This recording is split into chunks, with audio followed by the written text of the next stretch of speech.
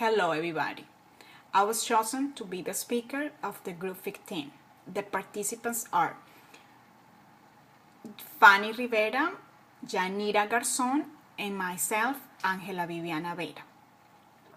First, I want to talk about the participatory observation based on the final essay made by my group. The observation takes place in a private bilingual institution located in Bogota City. After the observation and some reflections made by the group in the forum, we can conclude that this institution has a strong connection between English and Spanish. Can be due to the bilingual character of the school. The students are allowed to speak both languages, English and Spanish, through the process of the class. This is with the intention of making sure the kids accomplish the objectives and the goals of each lesson. The observation of the community allow us to identify the Spanish as a mother tongue of all the kids. However, we find a diverse background in their families.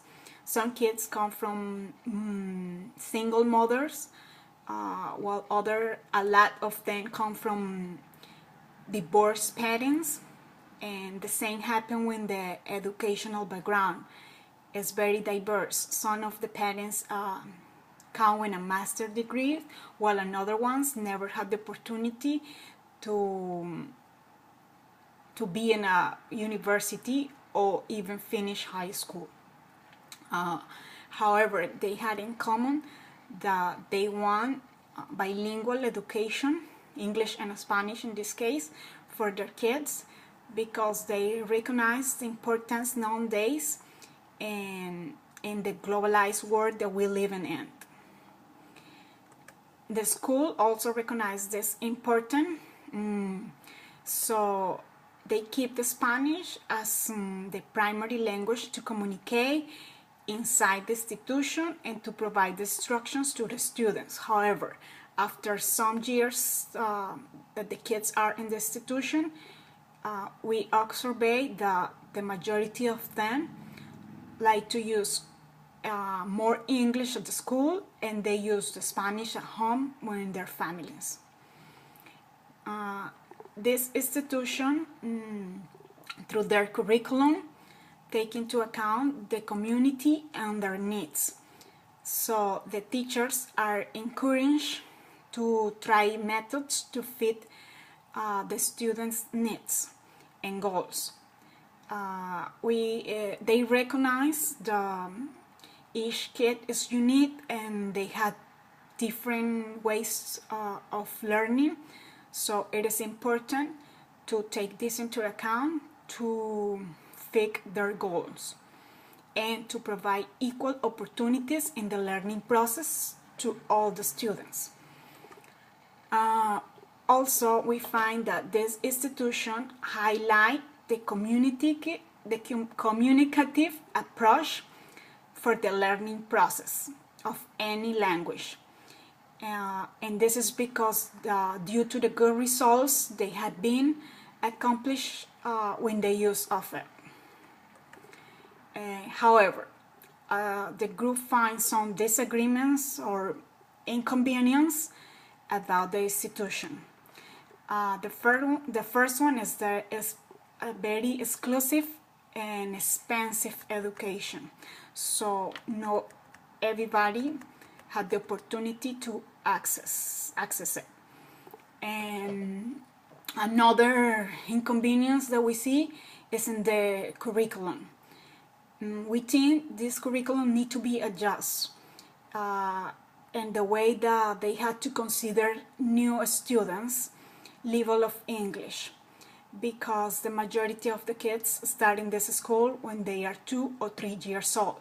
So their level is very similar, but still in a higher grades, some kids get in school and they don't have the same level, so they feel bad and sometimes they even leave the following year of this school. So we believe the school need to take this case into account to see how they can fix this through the curriculum. And they need to provide special tools and special attention to help these new kids to accomplish the level of the class. Also, another disadvantage is the school offers a student exchange with the intention of improve the level of the English level, which we believe is an excellent opportunity. But it's a reality that only few of the kids are able to go due to the economic situation of their parents. So they need to offer something else. And in the forum, we agree that English language communities are very good. It's a very good option to develop the language skills when all costs. So we know some of the parents speak English very well, and they can be participants in their kids' education. This can be a good way. Now I want to talk about the participatory action. For this, we give answer to the 5 questions proposed. The first question is, how can you improve the teaching and learning for the students at the school? Okay, to improve the process, the teacher must keep developing pedagogical and didactical strategies to accomplish the goals and the needs of the students. The teaching and learning action should always be reviewed and evaluated through the curriculum after they took action in a real class, with the intention of recognize the aspects to be improved. It's very important to make the teachers to evaluate themselves and recognize the aspects that they need to improve in order to grow as in their professional career. The second question is, how is the bilingual national plan implemented at the school?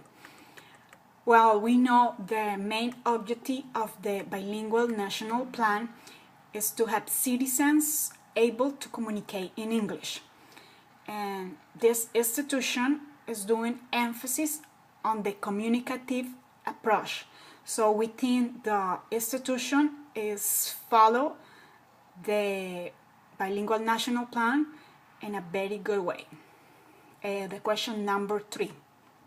How is the technology applied at the school?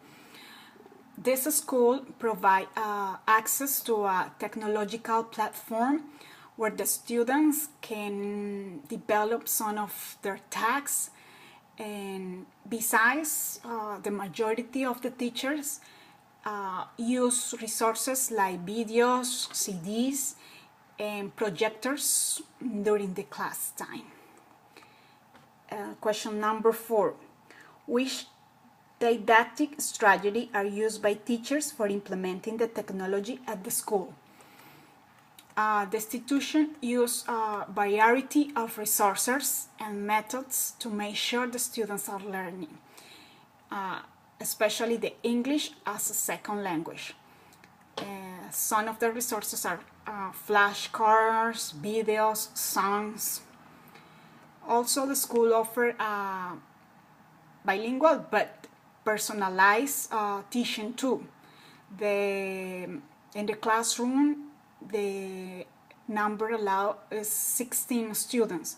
So this made the teaching and learning process a little easier for both the teacher and the student, and made the development of the activities easygoing. Also, we had to remember the kids are allowed to speak both languages, which is very important. This institution teaches math and science in English, so this helped kids to be in contact with the learning language more time. Question number 5. what is your viewpoint of using computers for assessing the English learning at the school? The group agreed that technology is a very useful tool to learn, to teach, to evaluate, and we also believe that it's a way to access learning. It's a very way to access learning of a foreign language. We think computers are one of the most important resources for education nowadays. They are very helpful, especially in the learning of English. You can find in internet and endless offline resources to practice the language. The group has some conclusions. We talk through Skype, and we think the teaching and learning process had to be participatory with the intention of providing the tools for the students to be competitive and successful in their own contests. To accomplish this process, it's key that teachers recognize first the context of the students and develop or base the curriculum and their needs in order to prepare the correct strategies to develop the classes.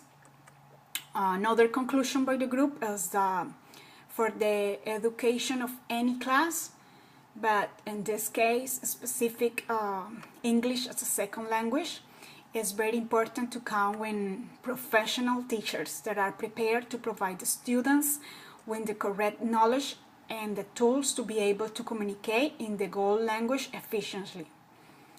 We identify the success of the institution that we pick for the final essay in the teacher's abilities, studies, and the preparation that they have performed during their job.